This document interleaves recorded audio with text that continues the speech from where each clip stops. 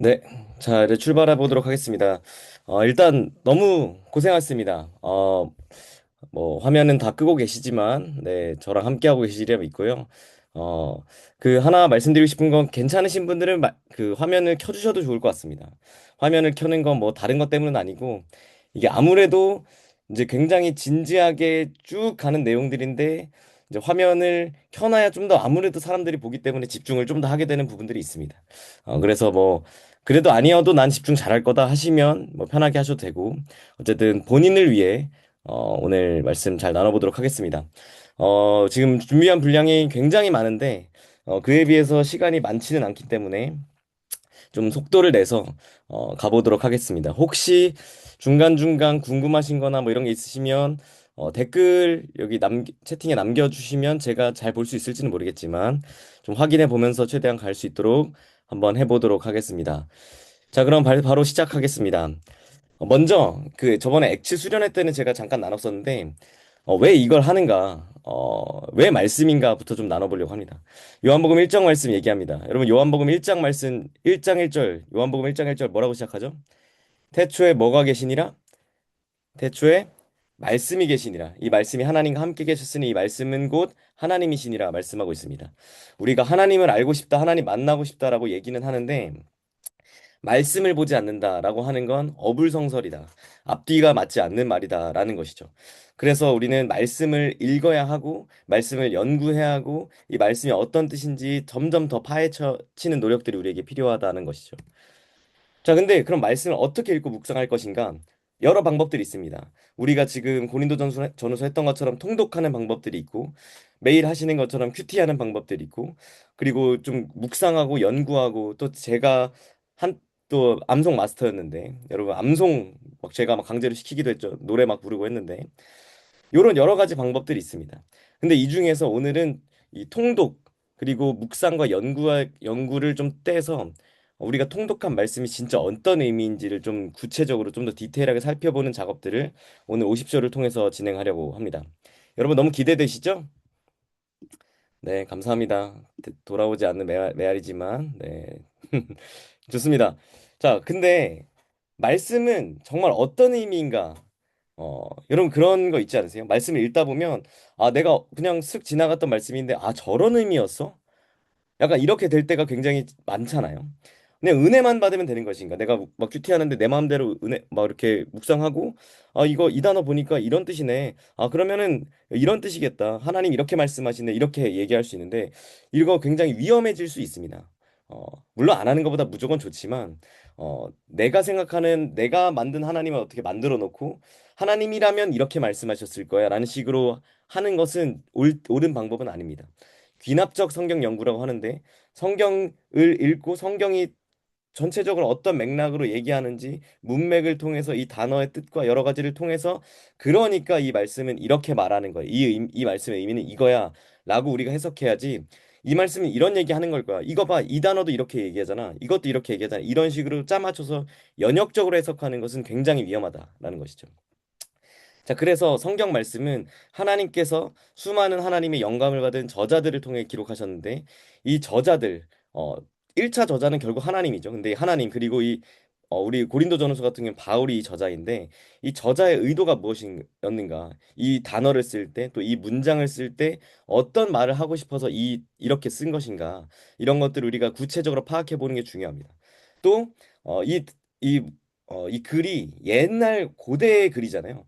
그러다 보니까 이게 당시 시대상에서 당시의 배경에서 번역되기 전 원어였던 헬라어나 히브리어에서는 어떤 의미였는지 원어 단어는 어떤 뜻이었는지를 파악하는 게 굉장히 중요하다라는 겁니다.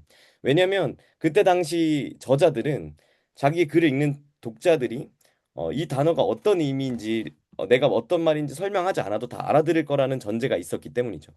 예를 들어서 우리가 지금 얘기할 때 뭐 어떤 단어가 있어 신조어 어떤 게 있을지 모르겠네요. 뭐 킹왕짱이라고 해볼까요? 너무 이것도 옛날 얘기인데 킹왕짱이란 단어 했을 때 우리는 다 어떤 뜻인지 압니다. 근데 진짜 뭐 한 30년 전만 해도 킹왕짱이란 단어를 했을 때 아무도 알아듣지 못하죠. 그러면 잘못하면 예를 들어서 이거 역으로 갔지만 이 킹왕짱이란 단어 30년 뒤에 살아서 30년 전에 사람이 이걸 읽었을 때는 아예 다른 식으로 제 글의 의도를 해석할 수 있다라는 거죠. 그래서 진짜 그때의 단어가 그때 이 문장이 어떤 의미인지 파악하는 게 너무너무 중요하다라는 겁니다. 예를 조금만 들어볼게요. 우리나라에 있는 정이나 대박이란 단어들. 영어 단어로는요, 정확한 의미가 존재하지 않아요. 실제로 그래서 영어 사전에도 정은 어떻게 번역이 어떻게 되냐? 영어 단어로 정이죠. 왜냐하면 그 문맥과 실제 그 의도를 가져올 수 있는 정확한 이미지 가져올 수 있는 영어 단어가 존재하지 않기 때문이죠. 예를 들어 또 반지하라는 단어도 있습니다. 한글로 반지하. 우리는 다 알죠. 그냥 지층보다 아래 있는 그냥 그 거주 형태. 근데 외국에는 이 반지하라는 반지층이라는 게 존재하지가 않다 보니까 우리가 어떤 뭐 한강 작가의 글이라든지 어떤 유명한 작가 한글로 쓴 글을 영어로 번역하는 과정에서 이걸 그냥 세마이 베이스먼트 이렇게 해버리면 외국인들 알아들을 수가 없습니다. 왜냐면 반지하라는 게 존재하지가 않으니까. 그냥 단어는 번역해봤지만 그 단어의 의미를 전혀 해줄 수 없다는 거죠. 영어 문장인 help yourself. 그냥 맛있게 드세요. 뭐 알아서 잘 드세요 이런 의미인데 이걸 help yourself를 그냥 직역해버리면 어 스스로 도우세요. 약간 이런 뜻이잖아요. 근데 이게 이렇게 하면 전혀 뜻을 가져오지 못하죠. 문화적 간습이 작용한다라는 겁니다. 그래서 오늘 이 작업들을 한다라는 거 생각하시면 되겠습니다. 어, 요거는 좀 넘어가도록 하겠습니다.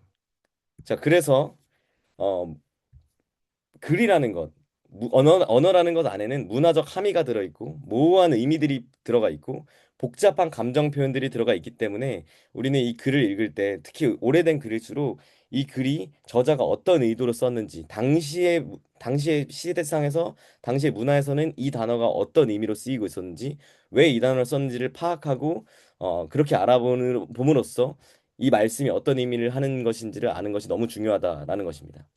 자, 그래서 오늘 50쇼가 준비되었고 우리가 그동안 읽어왔던 고린도전후서의 말씀들 시간이 많지 않아서 모든 말씀들을 하나하나 다 풀 수는 없겠지만 제가 생각할 때 조금 중요하다라는 부분들을 좀 짚으면서 넘어가 보도록 하겠습니다.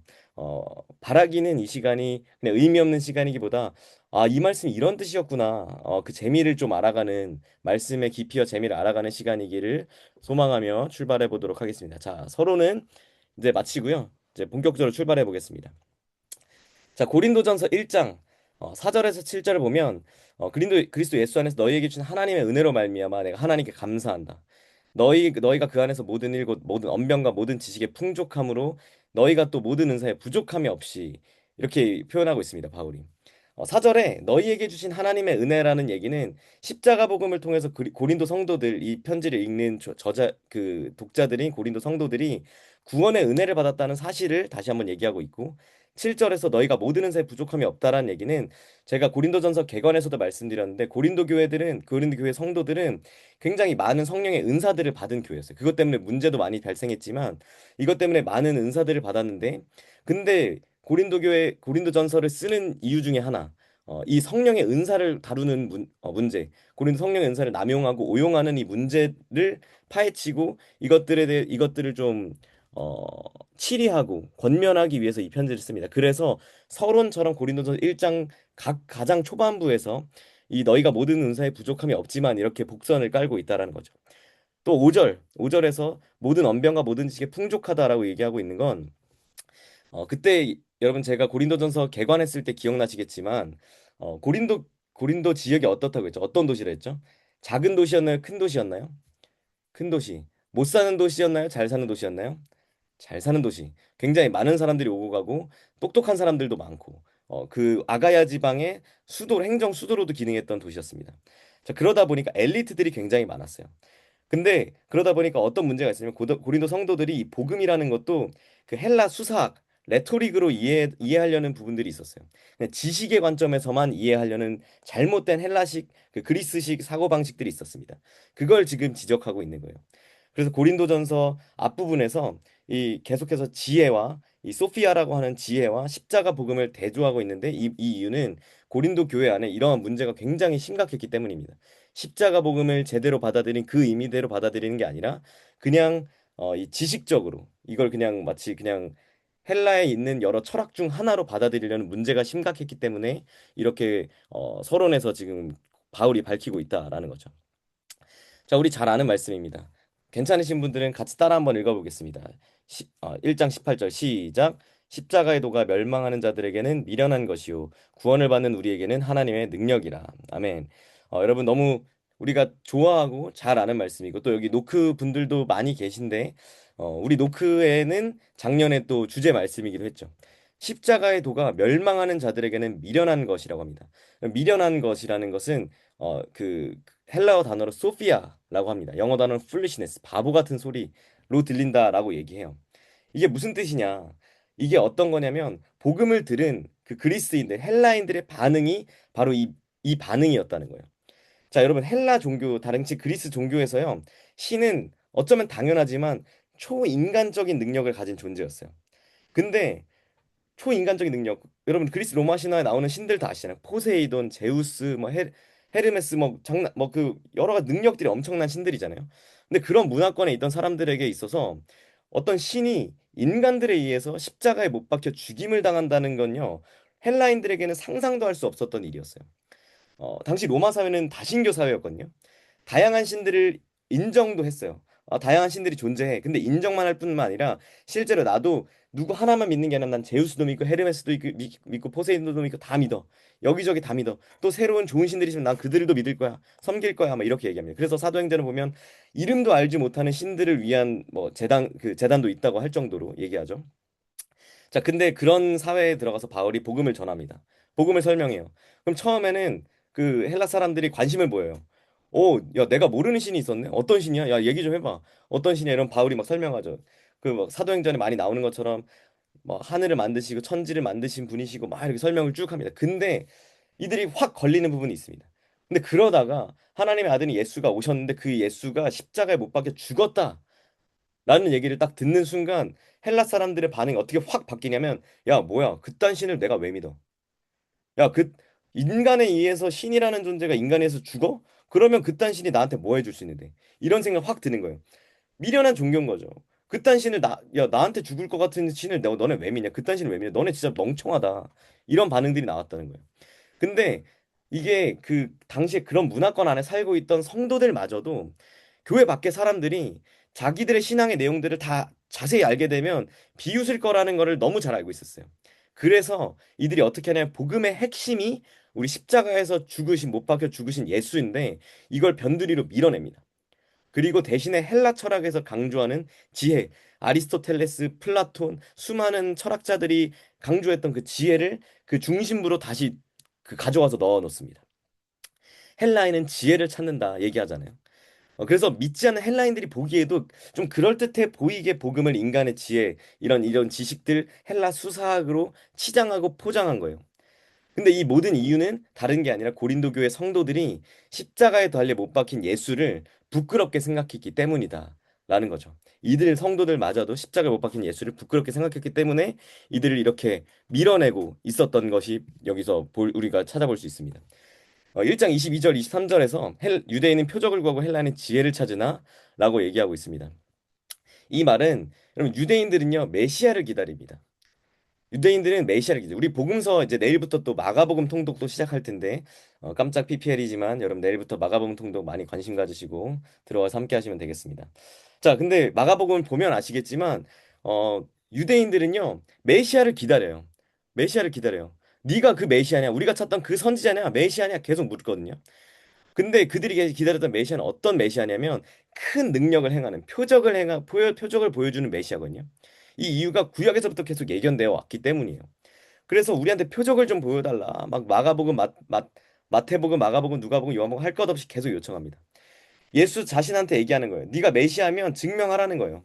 네가 그렇게 얘기했던 하나님의 아들이고 메시아라고 하면 스스로를 좀 기적을 보여봐. 그래서 증명해봐. 얘기합니다. 자, 근데 이게 시간이 지나서 바울이 회당에 설교할 때도 마찬가지였어요. 돌아다니며 전도하고 선교하는데 이 바울이 하나님의 계시를 전하려고 막 해요. 그러면 유대인들은 바울을 선지자로 보겠죠. 그러면 바울에게 선지자라는 것을 증거를 요구합니다. 야, 너 선지자야? 그러면 선지자라면 증거가 있어야 돼. 근데 이 증거가 뭐였냐면 구약에서 계속 예견되어 왔기 때문에 선지자들은 그 기적을 행한다라는 예언의 말씀들이 있거든요. 그러다 보니까 이적을 행하면 내가 너 말씀 믿을게라는 요구들을 했던 거예요. 자, 근데 예수는 그렇게 많이 기적을 많이 보이셨죠, 예수님이. 근데 메시아로 인정받았을까요? 못 받았을까요? 인정받았을까요? 못 받았을까요? 못 받았죠. 못 받았죠. 왜냐하면 다른 이유 때문이 아니었어요. 가장 큰 것은 예수가 십자가에서 죽었기 때문이에요. 예수님은요, 성전 모독죄를 짓기도 했는데 그것뿐만 아니라 거짓 선지자로 낙인 찍혀서 처형당했습니다. 어, 유대인들에게 있어서 십자가에 달려 죽은 사람은 그런 사람은 절대 진짜 선지자가 될 수 없어요. 왜냐면 신명기 말씀 제가 뒤에 넣어놨던 것 같은데 신명기 말씀을 보면 그 누구든지 나무에 달린 사람은 저주를 받은 사람이다라는 말씀이 있거든요. 그렇다 보니까 그 율법을 목숨과 같이 지키고 받아들이는 유대인들에게 있어서 나무에 달려 십자가라는 나무 형틀에 달려서 못 박혀 죽은 예수라는 사람은 절대 메시아 선지자조차 될 수 없는 사람이었던 거죠. 그런 종류의 메시아가는 애초에 유대인에게는 존재하지 않았습니다. 그래서 이 십자가에 못 박힌 그리스도라는 건 유대인들에게는 거리끼는 것이었어요. 다른 부분은 다 괜찮아. 근데 십자가에 못 박혀 죽었다? 거리껴지는 것. 절대 도저히 나한테는 받아들여지지 않는 것이 이 십자가 복음이었다라는 것입니다. 자, 그러면 사내들인 공회와 바리새인들이 예수님을 죽였죠. 왜 죽였을까?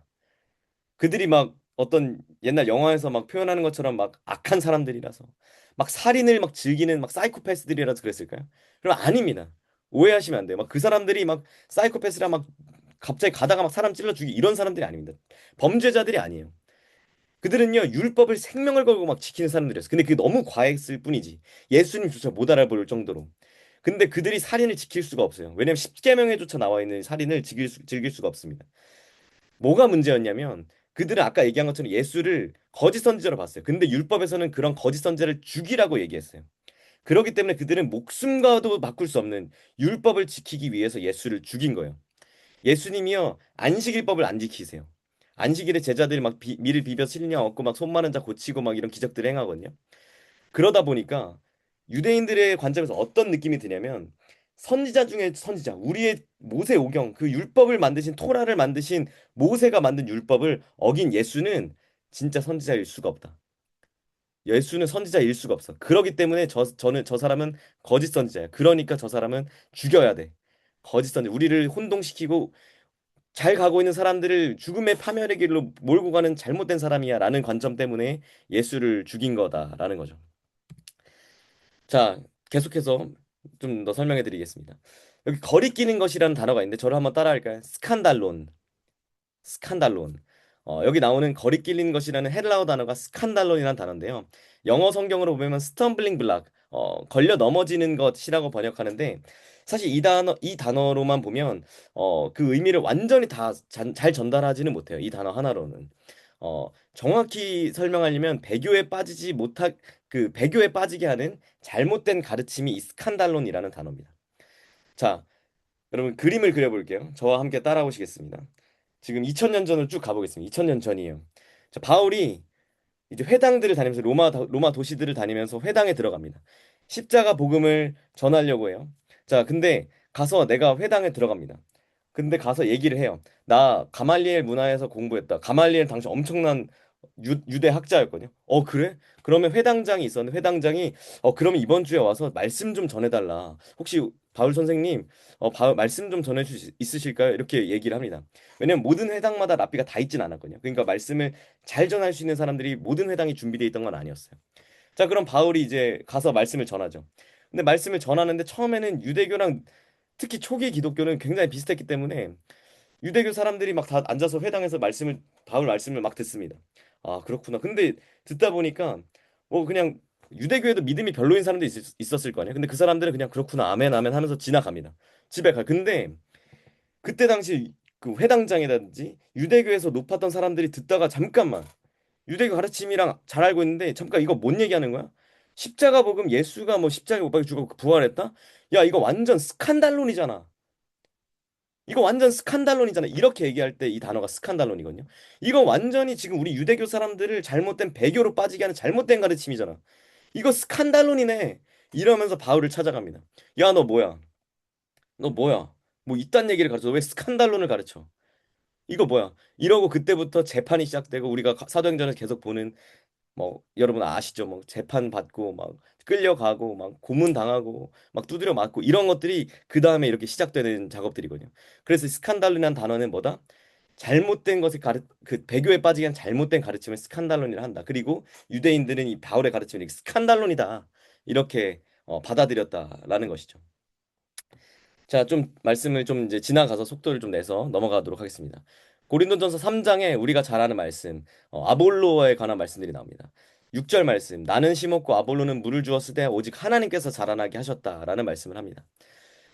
바울과 아볼로가 둘 다 사역자였어요. 여기 보면 디아코노스라고 되어 있는데 하나님으로부터 받은 사명이 좀 달랐습니다. 바울은 심었고 아볼로는 물을 주었습니다. 바울은요, 농부처럼 농부가 씨앗을 심듯이 복음을 심었어요. 바울은 성도들한테 그 가장 어떻게 보면 개척 목회자였던 거예요. 가장 가장 처음의 단계, 교회를 시작한 첫 단계, 복음을 전해서 아무도 없을 때 성도들을 개종시키고, 그리고 아볼로는 그 뒤에 와서 양육하고 이런 역할들을 했습니다. 다른 말로 하면 교회를 개척 그 터를 만든 것이 바울이었고, 아볼로는 그 기초 위에 건물을 올렸던 것이 아볼로였다라는 거죠. 그리고 바울이 세운 기초가 바로 예수 그리스도의 십자가 복음이었다라는 겁니다. 자, 여기 근데 나오는 단어들, 이 7절에 나오는 심다, 물주다, 자라다, 요 단어들이 다 농사할 때 사용되는 단어거든요. 농사할 때 사용되는 단어입니다.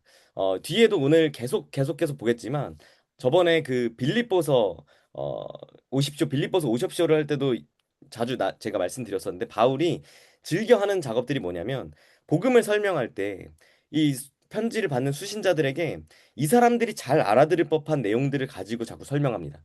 고린도전서 개관 때 제가 무슨 얘기였었죠?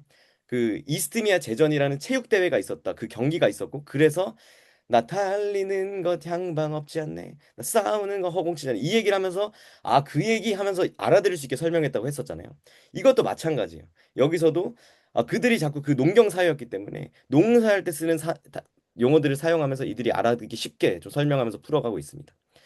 자, 9절까지 하나님의 밭이요 하나님 집이다까지 나오는데 하나님의 밭이요까지 나올 때까지 농사의 비유에 설명하고 9절 이후로는 그 건축의 비교해서 좀 설명을 합니다. 어 하나님의 집이다. 내가 지혜로운 건축자와 같이 터를 닦아둠에 다른 이가 아볼로겠죠. 그 위에 세우나 뭐 각각 그 위에 어떻게 세울지를 조심할지다. 뭐 이렇게 얘기하고 있습니다. 구약에서 가져오는 그 건축하는 메타포를 여기서 가져오고 있습니다.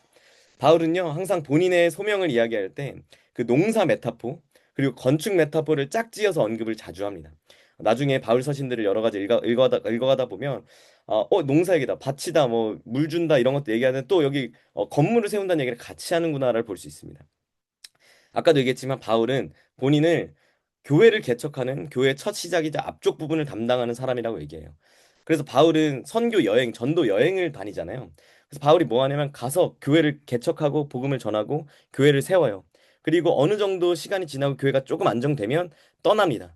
다음 목회자에게 넘기고 디모데에게 넘기고 뭐 디도에게 넘기고 자기는 다음 교회로 넘어가서 다음 지역에 넘어가서 또 복음을 또 전하고 좀 아무것도 없는 황무지에 복음을 전하고 교회를 세우고 또 떠나고 이것을 담당하는 게 바울 그 목회자였다라는 것이죠.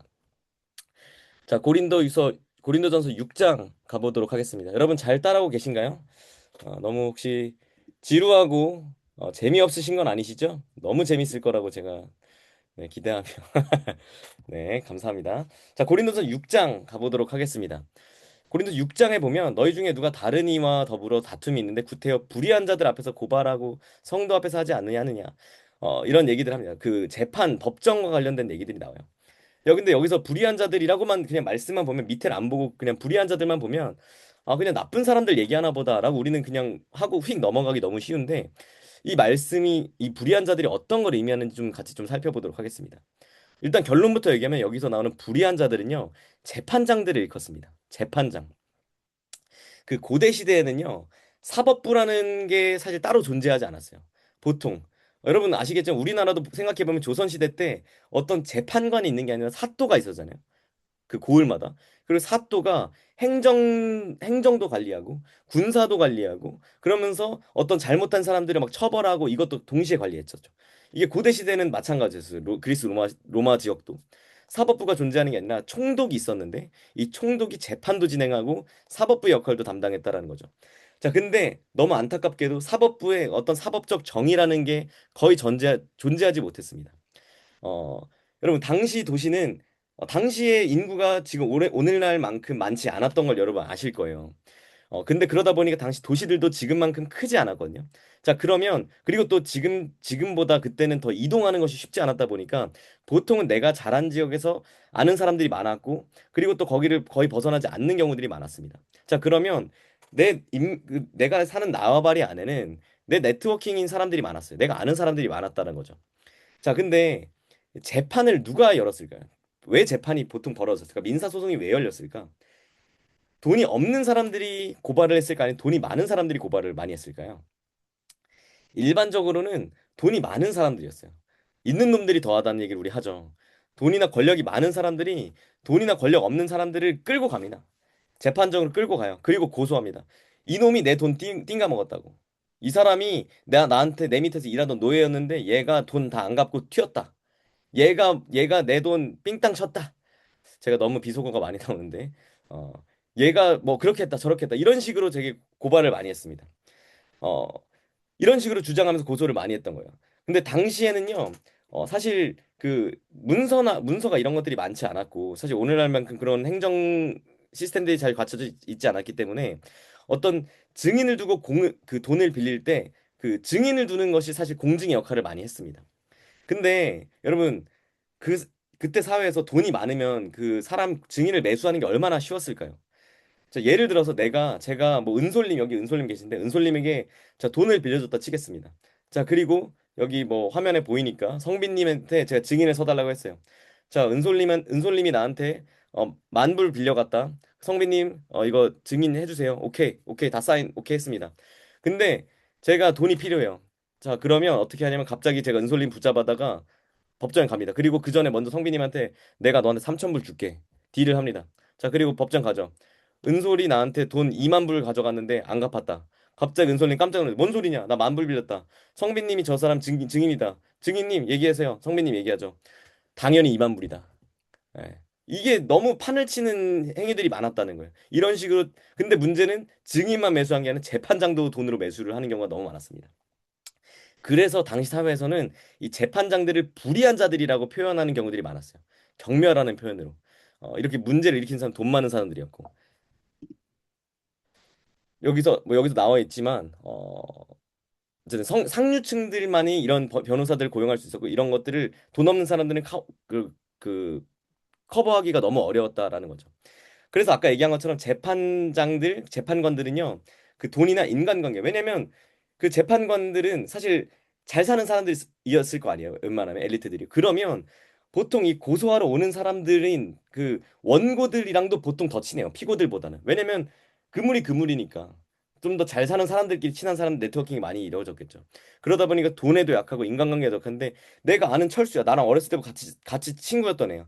얘가 와가지고 야 좀 힘 좀 써달라 돈도 좀 줘 이러다 보면 판결이 실제로 내 어떤 사법적 양심이 아니라 그런 거에 의해서 좌우되는 경우가 워낙 많았다라는 거죠. 자, 그래서 여기서 이들을 불의한 자들이라고 표현하고 불의한 자들이라 표현하고 있다라는 거죠. 자, 그 말은 성도들이 사람을 평가하는 기준이 조금은 믿는 자들과는 달랐다는 것을 여기서 보여주고 있습니다. 여기 나오는 것처럼 말씀에 나왔던 것처럼 경히 여김을 받는다라는 얘기가 있는데 멸시받는다라는 얘기거든요. 이 말은 바울의 교회 안에선 적어도 세상에서 부정을 저지르는 힘 있는 자들이 있었는데 재판관들이 있었는데 그들을 밖에서는 그들이 어떻게 했었는지 모르지만 교회 안에서는 그들을 너네 저들은 멸시를 받는 자들이다. 불의를 행하는 자들이다. 이렇게 그들을 바라봤다는 거예요. 죄짓지 말자. 저렇게 죄짓지 말자라는 그런 멸시를 받는 시선들이 있었다라는 거죠. 자, 요렇게 좀 이해하시면 좋겠습니다. 자, 또 나옵니다. 6장 8절 너희는 불의를 행하고 속이는구나. 그는 너희 형제로다. 말씀 얘기하고 있습니다. 여기 나오는 것처럼 불의를 행하는 너희는 성도들 가운데 사회적으로 지위가 높은 사람들, 돈이 많은 사람들이 원고였죠. 근데 고발을 당하는 저 피고들은 신분이 보잘것없고 돈도 없는 성도들 가운데 있는 사람들, 저런 사람들이었다라는 거죠. 근데 이게 문제가 그냥 뭐 단순히만 보면 성도들끼리 싸우지 마라. 너네 성도들이 세상 사람들 보는데 뭐 고발하지 마. 그냥 우리의 관점에서만 해석하면 이 정도의 느낌이 되는데 이 말씀이 그 정도 문제가 아니라 강한 사람이 더 많이 가지고 권력이 있고 돈도 많은 좀 더 사회적으로 지위가 높은 사람들이 약한 사람들, 더 없는 사람들을 사회적 제도와 힘으로 억압하는 문제에 대해서 지금 고발하고 있는 게 바울이 지금 짚어내고 있는 문제다라는 것입니다. 자, 이 문제는 밑에 나오는 것처럼 전서 5장 10절에서 나온 10절에서도 요 문제들에 서 미리 겨냥해서 얘기하고 있죠. 자, 넘어가도록 하겠습니다. 자, 고린도서 6장 19절에서 20절 우리 잘 아는 말씀인데요. 너희 몸은 너희가 하나님께로부터 받은 바 너희 가운데 계신 성령의 전인 줄을 알지 못하느냐. 너희는 너희 자신의 것이 아니라 우리 20절 말씀 함께 읽어보겠습니다. 시작. 값으로 산 것이 되었으니 그런즉 너희 몸으로 하나님께 영광을 돌리라. 아멘. 값으로 산 것이 되었다라는 얘기가 나옵니다. 20절에요. 바울의 속죄론이 등장합니다. 값으로 산 것이 되었다는 단어는 헬라어 단어로 아고라조입니다. 저를 한번 따라할까요? 아고라조. 아고라죠. 이 단어는요, 그 직역하면 값을 지불하고 사다, to buy, to purchase라는 뜻입니다. 어, 이게 7장 23절에서 너희는 값으로 사신 것이 되었다라고 할 때 같은 동사가 쓰이는데 엑사고라조라는 동사도 같은 의미로 사용됩니다. 어, 갈라디아에서도 이 말씀이 사용되죠. 우리를 속량하셨다 할 때 이 속량하다라는 단어가 사용됩니다. 근데 이 바울은요, 이 속량 개념을 자주 사용하는데 언제 사용하냐면 그리스도께서 죽으셨어. 근데 이 그리스도께서 죽으신 게 그냥 죽으신 게 아니라 우리가 받아야 될 어떤 형벌이 있어. 근데 그 값을 그 형벌을 대신 치르신 것, 대신 받은 것이라는 걸 설명할 때 몸값을 지불하여 구입한다라고 하는 이 속량의 개념을 즐겨 사용합니다. 아까 제가 설명드렸지만 바울은 이 편지를 읽는 사람들이 잘 알아들을 수 있는 비유들, 그런 단어들, 그런 맥락들을 자주 그런 메타포들을 많이 사용했었거든요. 이것도 마찬가지. 속량의 개념도 동일합니다. 당시 문화, 그 그리스 로마 시대에는 포로, 노예들이 있었는데 이 포로나 노예들의 몸값을 지불해서 자유인으로 만들어주는 그 관행들이 있었습니다. 그걸 지금 끌고 와서 이 속량이란 단어를 여기서 지금 사람들에게 이해시키고 있는 거예요. 너네 포로들 노예들 돈 주고 몸값 지불해서 자유인 만들잖아. 예수님이 그렇게 우리를 속량하셨다고. 예수님이 우리 포의 죄에 노예된 우리의 그 몸값을 지불하셔서 십자가에서 다 치르셔서 자유인으로 우리를 만드셨어. 그러니까 이렇게 이해하라는 거야라고 지금 설명하고 있다라는 거죠. 자, 이 속량이란 단어, 한글에 있는 속량이란 단어도요, 사실은 조선시대 말에 노비제도가 있었을 때 실제로 사용되던 단어입니다. 뜻만 풀어보면 몸값을 받고 종을 풀어서 당시 양민이 되게 하다라는 단어였거든요. 그래서 이 몸값을 속전, 속전이라고 했습니다. 그럼 속전이라는 단어 들어보셨을 수 있는데, 그래서 이 개념이 몸값을 지불하고 자유인으로 만들다라는 단어랑 동일한 단어입니다. 그래서 우리가 많이 쓰는 대속의 구주, 구속한 주만 보이도다 하는 단어들도 다 동일하게 대속은 몸값을 대신 지불하다는 뜻이고 구속은 몸값을 지불하여 구원을 얻다, 구원하다라는 뜻이고 속죄는 아까 얘기한 것처럼 죄에 대한 대가를 지불해 하나님의 진노를 달래는 것이다 라는 단어입니다. 그래서 속량이란 단어를 우리가 여러분 이후에 들으시면 그냥 속량 그냥 우리가 너무 뻔히 아는 단어니까 그냥 쓱 지나가지 마시고 아 속량이란 단어 그때 그 이름도 얼굴도 기억나지 않지만 어떤 전도사님이 엄청 길게 설명하면서 뭐 얘기했었는 속량이 노예 포로들의 몸값을 지불해가 자유인으로 만들어줄 때 그 속량이라 한다 했었지. 아, 그래서 여러분 글 읽으실 때 그냥 바울 서신을 읽을 때 재미없게 그냥 텍스트 쭈루루루 읽지 마시고 속량이라는 단어 보면 머릿속에 노예의 이미지를 떠올리면서 아, 노예. 그치. 풀어주는 것. 이렇게 하시면서 읽으면 얼마나 성경이 입체적이고 재밌을까요? 자, 계속 가겠습니다. 네, 윤정님 감사합니다. 많이 위로가 되고 격려가 됩니다. 자, 고린도전서 7장 말씀입니다. 어, 나는 모든 사람이 나와 같기를 원하노라. 뭐 이러면서 이제 결혼하지 아니한 자들과 과부들에게 이르노니 나와 같이 그냥 지내는 것이 좋으니라는 말씀 나오죠. 요 부분은 저의 의견입니다. 저의 의견이고 그냥 제가 여러 주석과 여러 뭐 교수님들과 이런 자료들을 따와서 제가 동의하는 걸 가져와서 말씀드리는 거니까 그때 그 전도사님이 얘기했는데 이게 막 바이블이다. 여러분 어디 가서 그렇게 얘기하시면 큰일 납니다. 성경 해석들은 언제든 바뀔 수 있고 바뀌어 가기도 하고 시대에 따라서도. 자, 논란은 아니죠. 항상 얘기 나오는 부분들. 우리 SNS도 항상 뭐 농담 삼아 얘기 많이 하죠. 저는 독신의 은사가 있는 것 같아요. 저는 독신의 은사가 있는 것 같습니다. 뭐 어쩌고저쩌고 얘기 많이 하는데 바울 그 이유로 되는 게 뭡니까? 바울도 독신이었잖아요. 바울 미혼이었잖아요. 얘기합니다. 바울이 미혼이었을까요? 기혼이었을까요? 어땠을까요? 지금 제가 표정이 보이진 않지만 여러분 표정이 뭔 소리 하는 거야? 당연히 그거 결혼한 사람 아니야? 아예 미혼이었지 않나? 독신이었지 않나? 나의 유일한 소망이 지금 흔들리는 지금 여러분 문제를 겪고 계신데 자, 제 생각에는 그리고 많은 학자들은 아마 바울은 결혼했을 것이라고 추측을 합니다. 자, 그 이유는 여러 가지 좀 설명해 드릴 텐데 당시 관행, 당시 사회 관행에서 또 유대 관행에서 바울은 유대인이었으니까 당시 관행에서 결혼은요 보통 10대에 했습니다. 우리나라도 그랬잖아요. 어릴 때 했죠. 근데 보통 자기 결정권이 없고 부모님이 중매해서 결혼을 해줬습니다. 다 모든 걸 정하고 결정해서 결혼을 시켰죠. 근데 여러분 아시는 것처럼 바울이 누구 밑에서 공부를 했죠? 가말리엘. 가말리엘은 엘리트 밑에서 엘리트 집단 안에 들어가서 공부를 하려고 하는 거예요. 우리로 따지면 뭐 서울대 같은 데 가서 공부하는 거죠. 자, 근데 그 아들을 그렇게 아들 바보가 돼가지고 아들을 그렇게 열심히 공부시키고 엘리트로 키우기 위해서 노력하는데 그렇게 바리새인이 되게 만들어 가는데 여러분 그 바리새인은 나쁜 단어가 아닙니다. 당시 바리새인이 되고 싶어 했어요. 굉장히 이 똑똑한 그 엘리트 집단이 바리새인이었습니다. 근데 그런 아버지가 아들을 노총각을 만들고 결혼을 안 시켰을까요? 아빠가? 상식적으로 말이 잘 되지 않습니다. 어, 자, 근데 바울이 결혼을 했죠. 자, 결혼을 했다고 가정해보게요. 당시 문화상. 결혼을 했어요. 근데 다메섹이 열심히였습니다. 유대교에서 잘 나갔겠죠. 막 유명한 사람들한테 공부도 배우고 막 열심히 였습니다. 근데 다메섹으로 어느 날 출장을 간대요. 출장을 갔습니다. 근데 갑자기 갔다가 애가 이상해졌어요. 뭐야 이거? 갑자기 왔는데 뭐 이상한 소리예요. 막 바울 뭐 내가 그동안 잘못 살았고 막 예수가 진짜고 예수를 믿어야 되고 예수가 부활하셨고 막 난리를 칩니다. 자, 이걸 들었을 때 바울의 아버지는 어떻게 했을까? 아마 바울의 아버지는 바울을 화보적에서 팠을 겁니다. 그래서 생전에 보통은 당시에는 생전에 유언장을 작성하거든요. 그래서 그 복음서도 보면 그 유언 그 탕자 돌아온 탕자 막 얘기하면서 저에게 유산을 먼저 주십시오 막 이런 얘기를 하는 것처럼 유언장을 생전에 작성을 했거든요. 근데 바울을 호적에서 파서 유산을 얘 너무 이상해졌다. 얘 완전 돌았다. 유산을 상속받지도 못하게 했을 거예요. 그래서 아마 그 바울의 행적들을 봤을 때 부유한 엘리트 집안이었을 텐데 바울이 굉장히 어렵게 이후에 살 수밖에 없었던 이유는 유산을 상속받지 못했기 때문이라고 우린 유추할 수 있습니다.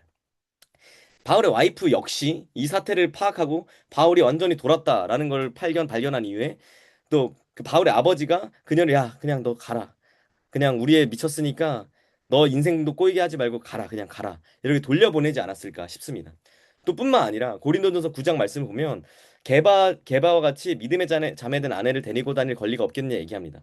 그러니까 바울 말고 다른 사도들 역시 아내를 데리고 다녔다는 거예요. 그 말은 바울만 결혼을 안 했을 것이라고 보는 거는 굉장히 어렵고 아마도 바울은 결혼을 했을 것이다.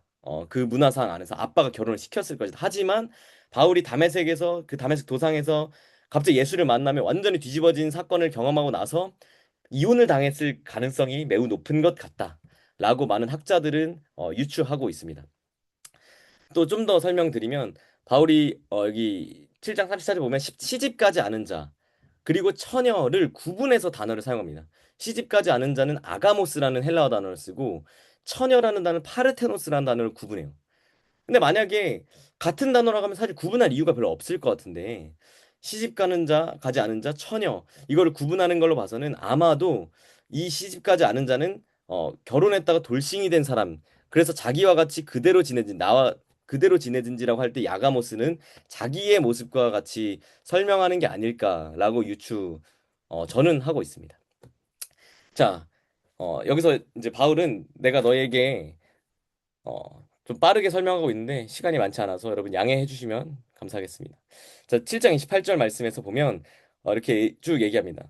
근데 뭐 장가가는 것도 죄 지는 건 아니다 이렇게 하면서 나는 너희를 아낀다 얘기하는데 일단 너네가 결혼을 만약 했으면 결혼 관계 안에 머물러야 한다. 결혼 관계는 어떻게든 지키라고 바울은 얘기하고 있는 거예요. 어, 뭐 여러 가지 의미가 있지만 근데 바울은요 결혼을 죄라고 보지 않아요. 뭐 어떤 의미에서는 결혼을 죄악시하는 경향이 좀 있었던 것 같기도 해요. 왜냐면 그때는 진짜 정말 곧 예수님 오실 거라는 믿음이 엄청 강했기 때문에. 자, 근데 바울은 무슨 얘기를 하냐면 여기서 무슨 얘기를 설명하고 있는 거냐면 당시에는요 요즘도 그렇지만 그때는 크리스천들이 많았을까요? 적었을까요? 적었겠죠? 적었겠죠? 그때 막 생겨난 종교였고 당시 아까 얘기한 것처럼 막 거리 스칸달론이다 막 욕먹어가면서 막 거의 뭐 손가락질 받는 문화였는데 그리스도인이 많을 리가 없었겠죠. 근데 그러다 보니까 내가 예수를 믿었어. 근데 그럼 내가 예수를 믿었는데 크리스천들이 많지가 않다 보니까 성도가 또 성도 예수를 믿는 사람을 만나서 결혼하는 게 사실 쉽진 않은 거예요. 아무래도.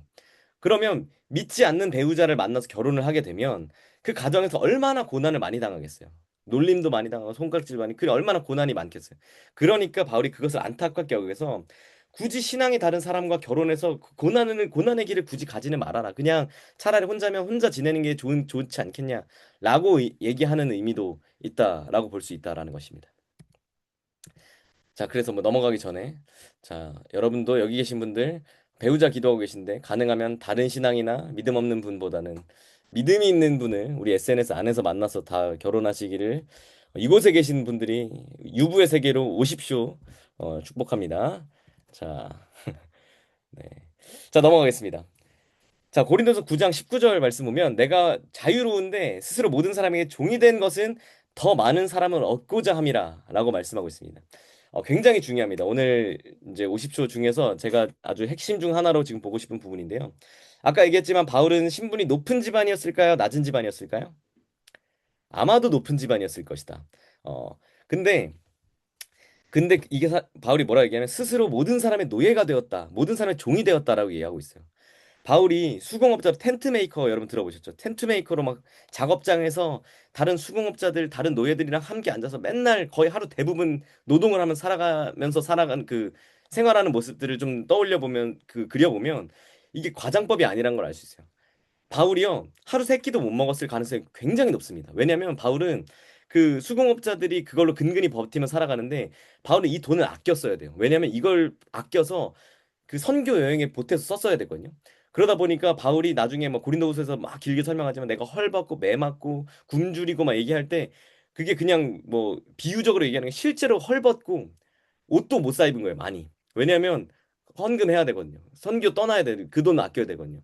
그 새끼도 못 먹고 옷과 잠자리도 스스로 해결해야 되고 그러다 보니까 이 바울이 어떻게 보면 의식주라도 해결됐던 노예보다 훨씬 덜 안정적이었던 삶이 바울의 삶이었다. 라고 우리는 유추할 수 있다라는 겁니다. 그래서 바울은 여기 실제로 내가 자유로웠으나 원래는 스스로 모든 사람에게 종이 됐다. 노예처럼 내가 살아간다. 근데 그 이유가 다른 게 아니야. 더 많은 사람을 예수께로 얻고자 함이다. 라고 바울은 설명하고 있다라는 겁니다. 자, 여기 나옵니다. 자, 여기 20절 말씀. 유대인들에게 내가 유대인과 같이 된 것은 유대인들을 얻고자 함이요. 여기 한번 보겠습니다. 그 다음에 내가 율법 아래에 있지 아니하나 율법 아래 있는 자 같이 된 것은 율법 아래 있는 자들을 얻고자 함이요. 약간 지금 약간 랩 같죠? 근데 지금 보시면 여기 가로에 있는 내가 율법 아래 있지 아니하나만 가로로 묶어서 빼보면 앞에가 A, B, C 또 A, B, C 유대인들에게 율법 아래 있는 자들에게 내가 유대인과 같이 된 것은 율법 아래 있는 자 같이 된 것은 유대인들 얻고자 함이 율법 아래 있는 자들을 얻고자 함이요. 굉장히 유사하게 이렇게 사용합니다. 그 바울이 그 엘리트였어요. 그래서 글을 쓸 때 로마서도 그렇지만 이런 글들을 쓸 때 그냥 뭐 대충 우리가 볼 때는 그냥 뭐 대충 썼나 보다 하지만 이런 이렇게 뭐 A, B, C, A, B, C 막 샌드위치 구조 이런 식으로 굉장히 여러 그 기법들을 사용하면서 사용합니다. 여기서 대꾸를 이루고 있는 것들을 우리가 볼 수 있는데 이 괄호 안에 있는 말을 굳이 하는 이유, 내가 율법 아래 있지 아니하나라고 하는 이유는 뭐냐면 지금 여기서 바울은 자기 선교 원칙을 좀 얘기하고 있거든요. 내 선교 원칙이 뭔지. 근데 혹시 성도들이 이 얘기를 듣다가 좀 이거 얘기가 헷갈릴 수 있겠다라는 생각 때문에 이 율법 아래 있지 아니하나라는 말을 이 사이에 굳이 집어 넣은 겁니다. 평소에 바울은 얘기해요. 난 율법 아래 있지 않다. 율법 아래 있지 않다. 뭐 우리 그래서 우리 그 찬양도 거기서 나왔잖아요. 은혜 아래 있네.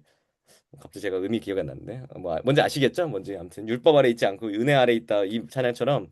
근데 여기서 율법 아래 있다 있는 자 같이 된 것이란 말을 혹시 오해해서 바울도 율법 아래 있네라는 말로 이 고린도 성도들이 오해할까 봐 나는 율법 아래 있지 않다라고 한 번 더 굳이 명시하는 겁니다. 그럼 여기서 바울이 정확히 무슨 얘기를 지금 하고 싶은 걸까? 여러분 나는 율법 아래 있지 않다라는 말은요 원래 유대인으로서는 절대 할 수 없는 말이에요.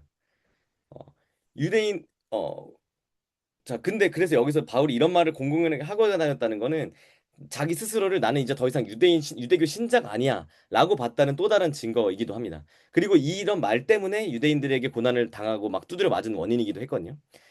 바울은 율법 아래 있지 않다고 말하면서도 율법 아래인 자가 됐어요. 그럼 뭔 소리야? 이게 뭔 얘기를 하는 거지? 할 수 있는데 고린도후서 이제 얼마 전에 저희가 읽었는데 고린도후서 말씀을 보면 유대인들에게 40에서 하나 감한매를 5번 맞았다라고 얘기합니다. 근데 이건 신명기에 나오는 말씀처럼 그걸 근거로 해서 채찍으로 때리는 유대교 회당의 처벌이었거든요. 어. 자, 근데 여기 밑에 보시면 랍비들의 율법 해석의 전승이 이제 2세기 말경에 기록됩니다. 그 책의 이름이 미슈나라고 하는데요. 여기에 이 채찍이라는 그 파트가 나오는데 여기를 보면 태형이 율법을 어긴 죄에 대한 처벌로 주어집니다. 그리고 여기 40에서 하나 가만메 이 형벌은요. 그 디아스포라 그 예루살렘 밖에 있는 유대교에서는 사형 대신에 사용되는 아주 강도 높은 처벌이었어요. 당시에는 그 이스라엘 나라가 없었기 때문에 자기 마음대로 로마의 속국이었기 때문에 자기 마음대로 사형을 집행할 수는 없었거든요.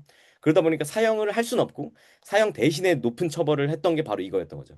그래서 유대인들이 직접 예수를 죽이지 못하고 빌라도 총독에게 죽여달라, 사형을 내려달라라고 간구했던 이유도 그들에게는 이 사형 집행권이 없었기 때문입니다. 자, 그래서 이렇게 때리는데 여기서 이 얘기를 합니다. 40까지는 때리는데 그걸 넘기지 마.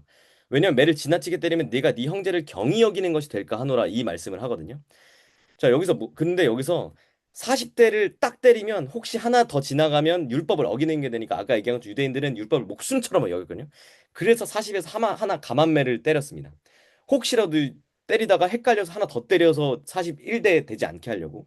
그렇게 40에서 하나 가만매를 때렸는데 그 태형을 선고받고 맞다가 보면요. 여러분 기절하는 경우도 있었어요. 너무 그 처형 그 태형이 너무 심각해서 그 기절하면 막 힘과 긴장이 풀리고 막 그 변이 흘러나올 정도로 막 됐습니다. 근데 만약 그 상황에서 더 때렸다? 그러면 여기 신명에서 나오는 것처럼 여기 나오는 경이 여기는 것이 바로 그 얘기입니다.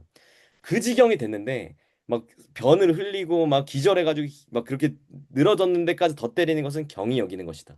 너는 그 사람을 엽신 여기는 것이다. 그래서 그렇게 되면 형벌을 중지하기도 했다라는 거죠. 자, 지금 이 얘기를 왜 하는가? 실제로 이 매를 바울이 많이 맞았습니다. 어, 근데 바울은 율법 아래 있지 않다라고 선언하고 있기 때문에 만약에 유대교 배교자들도 있었어요. 바울이 아닌 다른 배교자들, 그냥 유대교를 떠난 사람. 근데 바울이 아닌 유대교 배교자들은 율법 아래 있지 않은 거예요. 난 율법과 상관없어. 이제 나 유대교 안 떠날 거야. 유대교 그 문화 안에 들어가지 않을 거야. 난 유대를 떠나요. 그러면 이 사람이 율법 안에 있지도 않겠다는데 이 사람을 왜 때리겠어요? 적용을 받지 않는 거예요. 그래서 바울도 만약에 나 율법 아래 있지 않아. 만약 이런 식으로 얘기하면 얼마든지 이 그 40에서 하나 가만매를 안 맞을 수 있었어요. 피할 수 있었습니다. 근데 바울이 유대인들도 복음을 전하고 여러 사람들을 복음을 전해야 됐잖아요. 그러다 보니까 회당에 들어갔어야 됐던 거예요. 계속. 그러려면 이 멤버십을 유지했어야 됐던 거예요. 복음을 전하고 고발 당하고 유죄 판결을 받아 태형을 선고받으면 이 벌을 피하지 않고 율법 아래 있지 않아 이렇게 도망가지 않고 그냥 매를 맞았던 것입니다. 왜 그럴까? 그 이유가 여기 나오는데 아까 얘기했던 그 미슈나 율법 전승에 나오는 미슈나에 보면 너의 형제가 너에게 악하게 보일지라도 그가 채찍으로 맞고 나면 그는 너의 형제다라는 말씀이 있었습니다. 자, 그래서 이것 때문에 채찍으로 때리면 이 사람을 쫓아내지는 못하는 거예요. 결국은. 그래서 바울이 자발적으로 회당에 처벌을 받고 두드려 맞은 이유는 내가 이 유대교의 멤버십을 맞아가면서라도 죽을 위기들을 처해 가면서라도 내가 어 정말 이 멤버십을 유지해야겠다. 그래서 회당에서 더 많은 유대인들에게 설교할 수 있는 신분을 유지하기 위함이 바로 이 목적이었다라는 거죠. 그래야 바울이 또 다른 도시에 갔을 때 또 회당에 들어가서 또 복음을 전할 수 있었습니다. 그래서 바로 이게 바울이 율법 아래 있지 않다라고 말하면서도 율법 아래 있는 자가 되는 그 바로 근거가 되거든요.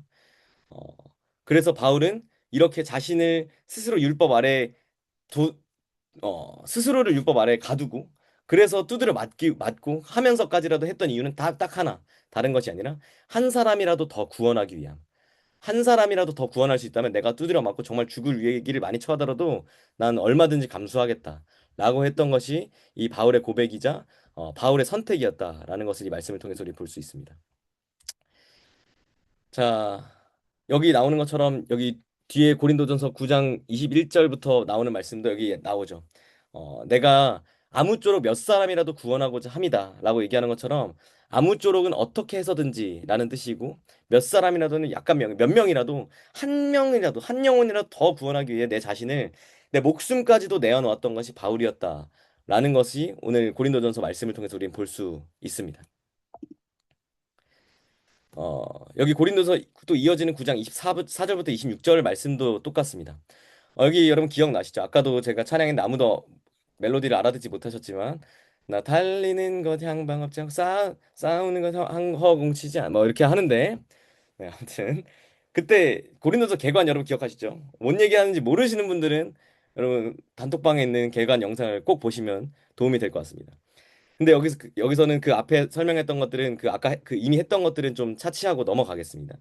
바울이 그 목표 지점을 향해 달리는 달리기 선수처럼 마라톤 선수처럼 명확한 선교의 목표를 갖고 달렸던 게 바울이었습니다. 분명한 목표. 또 권투 선수는 뭐 허공을 아무데나 막 주먹 치지 않잖아요. 주먹을 아무데나 치는 게 아니라 타점을 정확하게 가져가서 빡 치는데 바울 또한 그 동일한 모습이었다는 거. 바울은 분명한 목표가 있었다라고 얘기합니다. 바울에게 있는 분명한 목표, 아까부터 계속 이어지는 말씀, 한 사람이라도 더 구원하는 것. 그게 자기의 선교 원칙이었던 것이죠. 한 사람이라도 더 구원하는 것. 나는 다른 거 다 뭐 어떻게 되더라도 그걸 통해서라도 한 사람이라도 더 구원하면 나 그거 할 거야. 나는 저렇게 너네가 기억하는 에이스티미아 제자에서 본 사람들처럼 달리기 하는 사람처럼 복싱 선수들 마라톤 그 레슬링 선수처럼 내가 달려가는 그 단 하나의 목표 표대 예수 그리스도의 복음을 전하는 것 한 사람이라도 더 구원하는 것이 내 목표다라고 바울은 여기서 지금 말씀에서 얘기하고 있는 것입니다. 자 여기 또 고린도서 10장 넘어가겠습니다. 여기 모든 것이 가하나 모든 것이 유익한 것이 아니요 쫙 이렇게 나오면서 그 우상에게 바쳐진 재물에 관한 이슈를 여기서 다루고 있습니다. 자, 좀 설명부터 바로 가보도록 하겠습니다. 모든 것이 가하다라는 이건요 바울의 가르침이라기보다는 고린도 성도들이 갖고 있던 좀 구호였던 것 같아요. 근데 이것에 대항해서 모든 것이 가하다라고 얘기하는데 자기의 유익을 구하지 말고 남의 유익을 구하라라고 바울의 원칙을 여기서 제시합니다. 어, 무슨 말이냐면 우상 신전에 가는 문제든지 우상에게 바쳐진 재물을 먹는 문제든지 자기 이익이 아니라 어떤 나의 그런 좋은 것들을 위한 게 아니라 다른 사람의 유익을 우선적으로 생각하면서 판단해야 한다라는 원칙을 바울이 제시합니다. 자, 불신자 우리가 뭐 바울이 불신자 집에 초대 가서 음식을 받아 먹어요. 근데 뭐 이거를 우상숭배 관련 없다라고 바울은 봤습니다. 근데 어떤 사람이 찾아와서 얘기해요. 야, 이거 만약에 이거 재물이야. 우상에게 바쳐졌던 음식이야. 라고 얘기하면 만약 이거는 불신자가 아니라 신자일 가능성이 높겠죠. 믿는 사람이니까 그런 얘기를 할 가능성이 높겠죠. 자, 근데 여기 안에는 만약 같은 파티를 하고 있는데 같이 저녁 식사를 하는데 그 자리에 여러 사람들이 있는데 유대교의 전통을 아직 믿고 있는 교회를 다니지만 아직 여전히 그때 당시에는 그 구분이 약간은 모호했기 때문에 유대교의 전통을 여전히 중요하게 생각해서 우상에 바쳐진 재물은 부정하게 여기서 먹지 않는 사람들이 있었을 수도 있어요.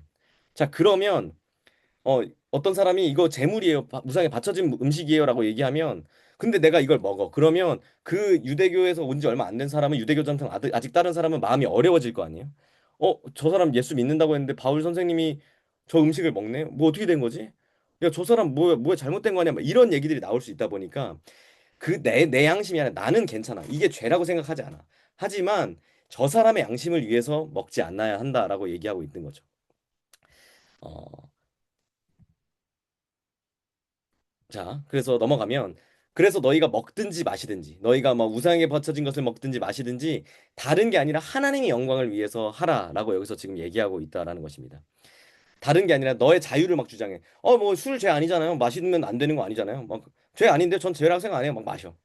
근데 만약에 여기서 바로 얘기하는 거 하나님의 영광이 그것 때문에 가려지면 그건 잘못된 선택이다. 뭘 먹어도 되냐 말아도 먹으면 안 되냐 지금 이 얘기를 하는 게 아니라 그 판단이 중요한 게 아니라 그 선택을 통해서 하나님의 영광이 가려지느냐 아니면 나타나느냐 이걸 생각하고 판단하라는 기준을 지금 바울이 명확히 제시하고 있는 것이죠. 어, 아까 얘기한 것처럼 만약에 그 경고를 듣고도 음식을 먹으면 이야기해준 사람이 걸려 넘어질 수도 있고 실족할 수 있으니까. 경고를 해준 사람이 만약에 성도였는데 너를 막 죄 지는 사람 여길 수도 있고 불신자라면 기독교에 대해 나쁜 인상을 가질 수 있으니까 너의 양심이 아니라 그 사람의 양심으로 인해서 그렇게 해라라고 얘기합니다.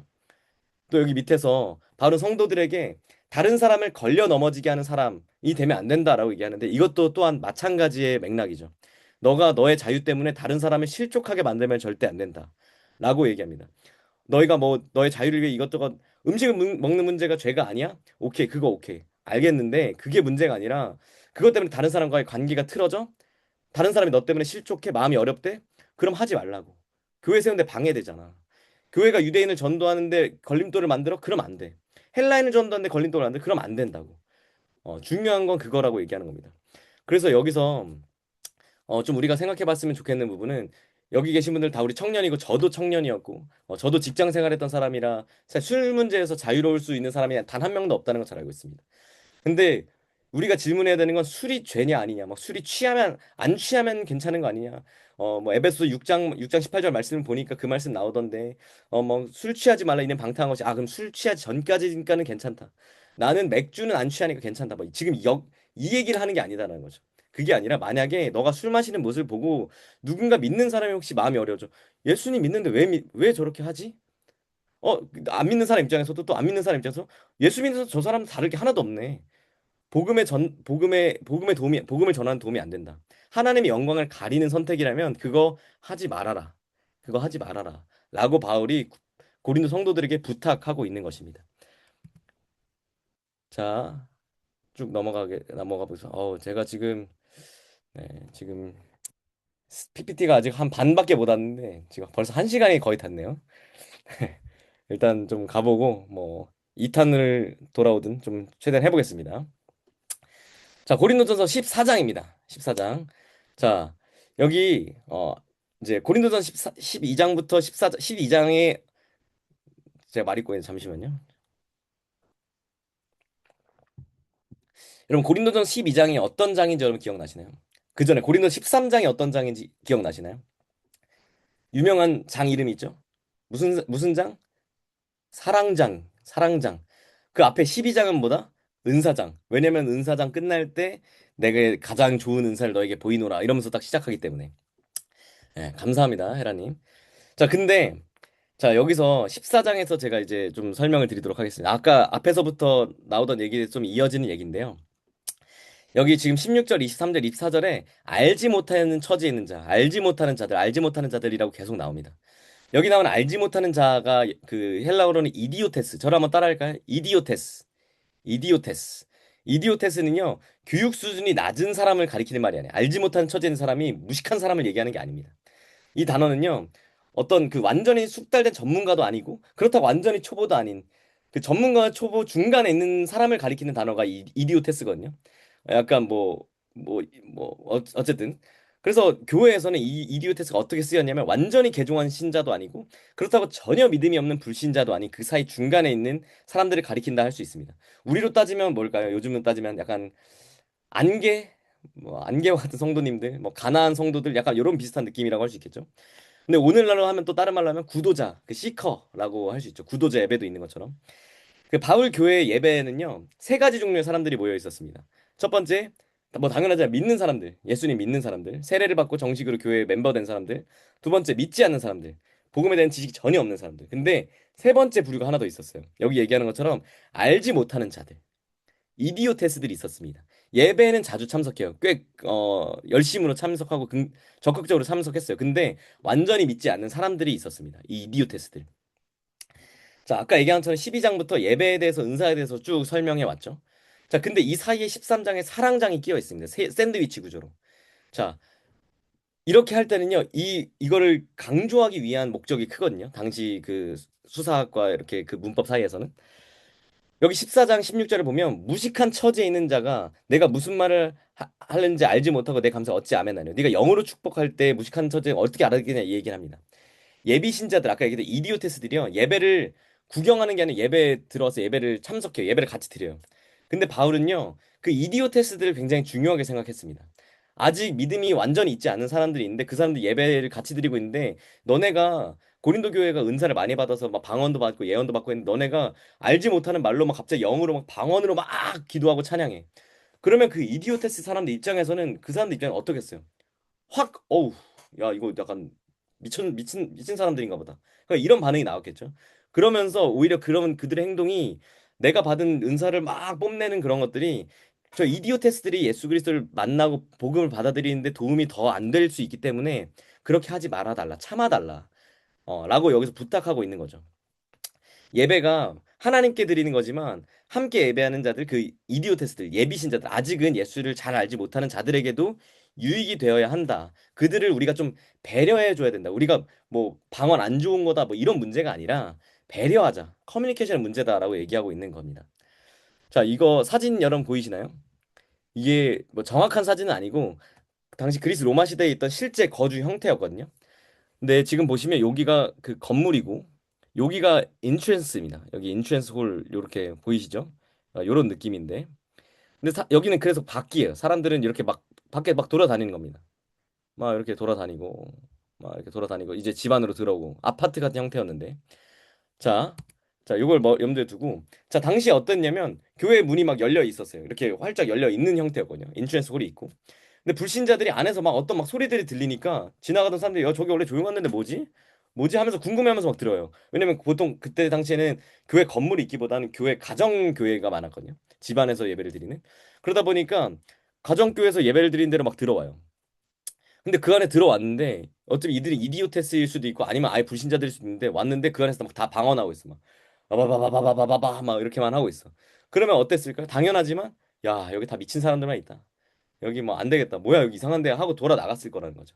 그래서 방언이 아니라 그 알아들을 수 없는 말이 아니라 그들의 언어로 우리가 그들을 배려해서 헬라어로 해야 그들이 들어와서 아 저들 저런 얘기들 나누고 있네. 저런 말씀 나누고 있네. 되게 신기하다. 내가 좀 들어보지 못했던 가르침인데 하면서 들어와서 들어볼 기회라도 생긴다라는 거죠.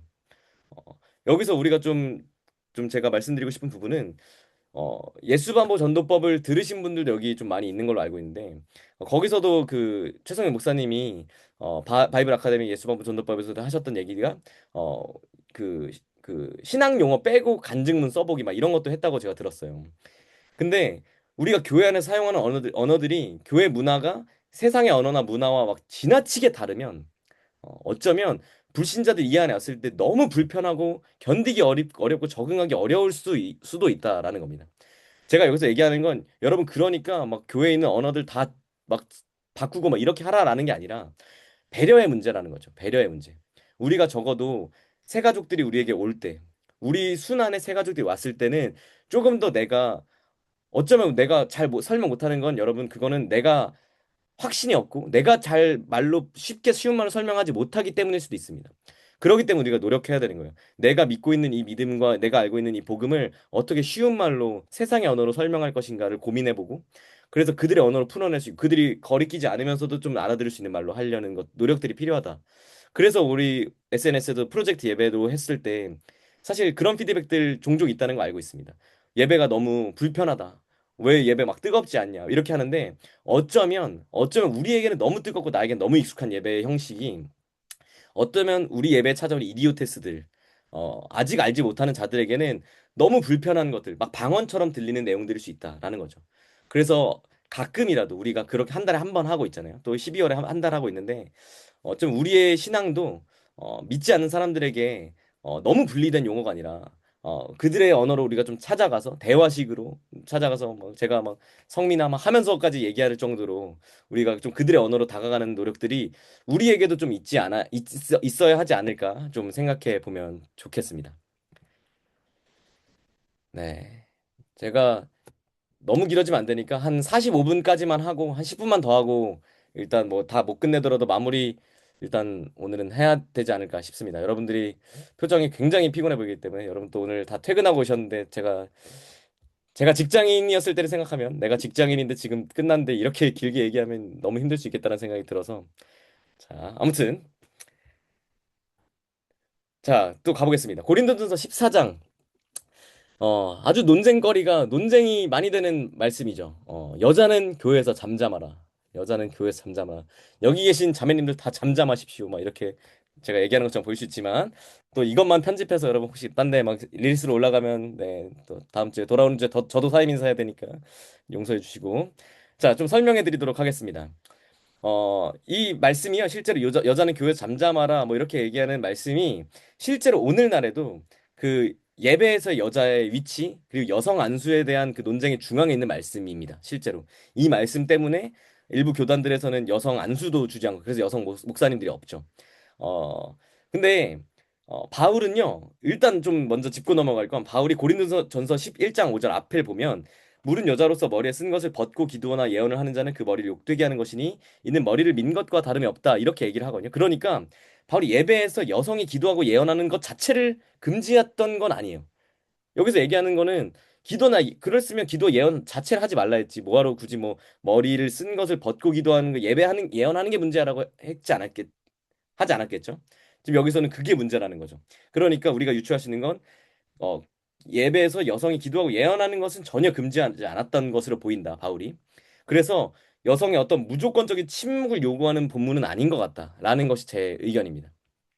그리고 뭐 제 의견이라는 건 저 혼자만의 의견은 아니고 여러 주석과 여러 신학자들의 의견이 같이 짬뽕되어 있다 참고하시면 되겠습니다.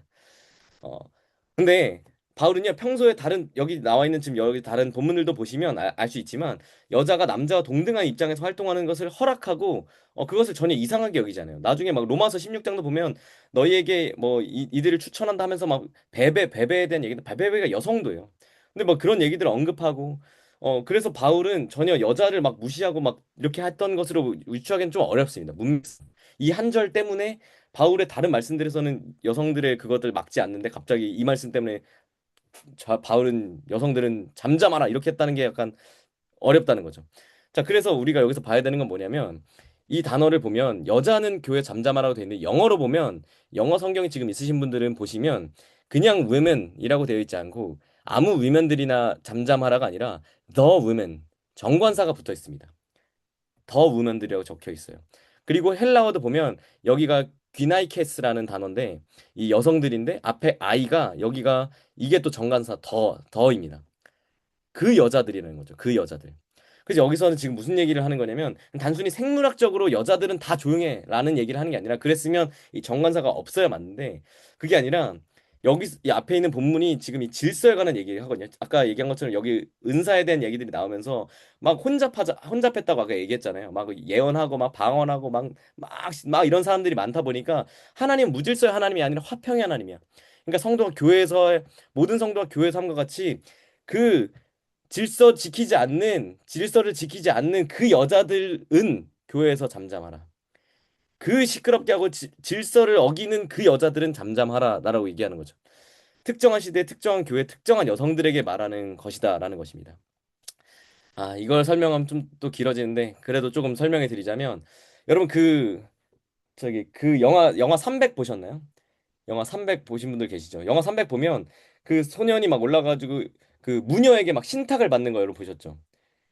막 무녀가 신탁을 만나면 무녀가 막 머리 막 이렇게 하면서 막 이렇게 하잖아요. 막 근데 그때 당시에 이 교회 안에서도 사실 이게 막 이런 문화들이 약간 다 짬뽕돼 있다 보니까 교회 안에서도 막 예언을 받고 방언을 할 때 여성들이 막 머리를 풀어헤치고 막 그런 식으로 막 예언하고 방언을 했던 거예요. 그러면 성도들이 아까 봤던 이디오테스나 성도들이 봤을 때 그 무녀들을 떠올리는 거예요. 막 신탁 받고 막 이랬던. 그러다 보니까 이게 막 질서가 혼잡해지는 거예요. 이게 뭐 점점 이상해지기도 하고 그러다 보니까 여기서 유추하는 건 아무나가 아니라 머리를 풀어헤치고 막 그 안에서 막 교회에서 질서를 어기면서 막 그런 식으로 계속 예언만 하고 막 그래서 이디오테스를 마음 어렵게 하는 그 여자들아 좀 잠잠하라. 머리 그거 풀어헤치지 말고 그냥 기도해라 좀. 너네 때문에 너네 뭐 그 자유로운 거 알겠는데 죄라는 건 아닌데 너네 때문에 마음 어렵대잖아. 저기 교회 오다가 도망가잖아. 그러니까 좀 질서 어지럽히지 말아달라. 라고 그 여자들, 그 질서를 어기는 여자들에 대해서 얘기하고 있다라고 좀 볼 수 있을 것 같습니다. 자, 고린도후서 1장 말씀인데, 네, 네, 여러분 좀 괜찮으신가요? 조금 피곤하시죠? 여러분 혹시 채팅에 남겨주시면 조금 더 할지 아니면 여기서 오늘은 일단 마무리하고 고린도서는 다음에 다시 돌아올지 조금 의견을 받아봐야 될 것 같습니다. 또 시작하면 끝이 없을 것 같아서.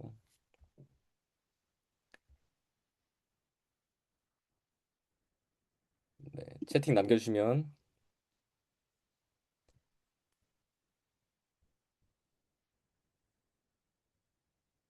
네, 녹화본 최대한 공유해 드리려고 합니다. 네. 자, 이제 고린도후서가 남았는데 고린도후서를 따로 할지 아니면 지금 좀 더 이어서 할지를 의견을 주시면 좋겠는데 네. 근데 시간이 좀 많이 됐으니까 오늘은 좀 여기서 마무리를 좀 최대한 하는 게 좋을 것 같다라는 생각이 듭니다. 네. 네. 이제 저를 한번 봐주시겠어요, 여러분? 지난 이제 29일간 고린도전서 16장, 고린도후서 13장 뭐 저는 힘들지 않습니다. 저는 힘들지 않은데 여러분이 힘들 것 같아가지고 그리고 시간도 이제 또 계속할 수는 없어서 네 어쨌든 29일간의 고린도전후서 통독을 모두 무사히 마친 여러분 스스로에게 한번 박수 한번 하도록 하겠습니다. 여러분 너무너무 고생하셨습니다. 물론 중간에 포기한 분도 있었고 중간에 다 하지 못한 분들도 분명 있었겠지만 괜찮습니다. 저는 항상 강조하지만 작심삼일이어도 작심삼일 계속하면 그게 29일 되는 겁니다. 그래서 그동안 함께 따라오느라 너무너무 고생 많으셨고 계속 막 알림 드리고 막 귀찮게 해드리고 제가 막 해서 힘드셨을 텐데 함께 해주셔서 너무 고생하셨습니다. 자, 오늘 했던 오십쇼 뭐 아까도 설명드렸지만 다른 목적이 아니라 어떤 뭐 다른 것들을 가르쳐 드리려는 게 아니라 오늘 우리가 읽었던 말씀이 좀 더 딥하게 보면 사실 이런 말씀이다. 좀 이런 풍성하게 여러분들이 와 이런 말씀을 이렇게 보니까 좀 재밌다. 이런 재미들도 좀 여러분들께 소개해 드리고 싶었고 그래서 좀 다음에는 한 번 더 이 말씀을 보게 되면 이게 좀 생각이 날거든요. 한 번씩이라도 들어놓은 게 있으면. 그래서 좀 더 여러분이 말씀에 재미를 붙일 수 있으면 좋겠다. 그리고 말씀을 좀 더 깊이 이해할 수 있으면 좋겠다라는 마음에서 오늘 강의를 부족하지만 준비했었고요. 그래서 조금 부족한 부분들은 여러분 너그러운 마음으로 이해해 주고 양해해 주시고 오늘 고린도 전서만 했는데 고린도 후서는 또 어떻게 기회를 또 한번 마련해 보도록 하겠습니다. 자, 그리고 마지막 광고 하나 드리도록 하겠습니다. 어, 이제 단톡방에 계신 분들께는 저희가 설명해 드렸는데요. 내일부터 이제 우리 고린도 후서가 딱 끝났는데 내일부터 마가복음 통독을 바로 시작합니다. 언제 뭐 끝이 없네 이럴 수 있는데 이제 여러분 저희가 크리스마스 블레싱 다 떠나실 텐데 12월 24, 25일 보통 가시잖아요. 그래서 크리스마스 블레싱 떠나기 전에 우리가 예수님 사랑 가지고 예수님을 전하러 가는데 아기 예수님에 대해서 전하러 가는데 예수님이 이 땅에 오셔서 했던 일들, 예수님의 행적을 따라서 우리 복음서를 그래도 하나라도 읽고 가면 좋겠다라는 생각을 했습니다. 그래서 이 마가복음 통독을 내일부터 진행합니다. 딱 마가복음 16장이라 하루에 딱 두 장씩만 읽으면 8일이면 딱 끝나고 내일부터 23일까지 딱 읽고 바로 크리스마스 블레싱으로 출발하면 어떨까 싶습니다. 그래서 저희가 그 단톡방에 그 링크 올려드렸으니까 그 채팅방 링크 올려드렸으니까 마가복음 통독도 여러분 많이 찾아와 주시고 여러분 함께 해주시면 좋을 것 같습니다. 오늘도 너무 늦은 시간까지 긴 시간 피곤하실 텐데 너무 고생 많으셨고요. 너무너무 고생 많으셨습니다. 네, 오늘 강의는 여기서 마무리하도록 하겠습니다. 감사합니다. 고생하셨습니다. 여러분, 그리고 제가 그 QR이 아니라 구글 폼 설문을 하나 단톡방에 올려드릴 테니까 피드백을 남겨주시면 많이 피드백 안 남겨주시는 거 제가 잘 알지만 피드백 남겨주시면 다음에 또 더 좋은 더 여러분의 니즈에 맞는 프로그램을 잘 준비하는 도움이 될 수 있도록 준비할 테니까 남겨주시면 여러분의 좆댓 구할이라 생각해 주시고 네, 제작자에게 많이 큰 힘이 되니까 여러분 도움 주시면 감사하겠습니다. 감사합니다. 마가복음 통독으로 함께해요. 고맙습니다.